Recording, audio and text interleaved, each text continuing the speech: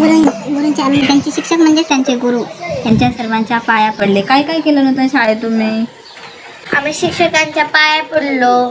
शिक्षकांना आम्हाला आशीर्वाद दिला आणि बोलले की चांगला अभ्यास करा, मोठं होऊन काहीतरी बना.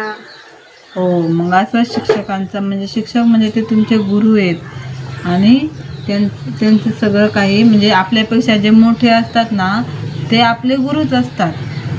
ते सर्वांचं चांगले सांगत असले किंवा वाईट जर तुमच्याकडून काही चुकलं असेल ते तुम्हाला त्याच्यापासून सांगत असेल असं करू नका, तर ते ऐकायचं असतं.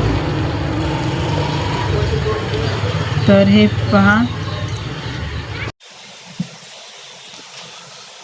खूप मोठी हो माझ्या बाळा, आरोग्य संपन्न आणि हुशार, खूप बुद्धिवंत आणि आईवडिलांचे नाव, आपल्या गुरूंचे नाव मोठे कर. धन्यवाद आई. तर हे पहा अशा प्रकारे.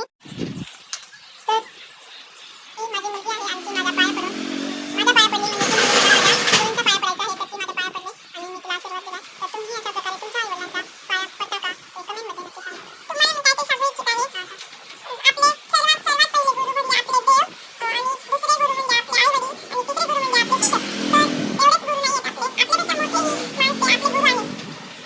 तर आपल्याला सगळं म्हणजे आपल्यापेक्षा मोठे आपल्याला लहानपण आपले गुरु असतात. आपल्याला जर आपण वाईट काही करत असतो किंवा आपल्याकडून काही चुका झाल्या तर आपल्याला ते योग्य असं विचारत होतात. ते आपले सगळे लहान मोठे सगळे आपले गुरुच असतात. लहान विद्यार्थी तसंच आपण मोठेही काहीतरी शिकतो पण आपण लहानांचाही आदर केला पाहिजे.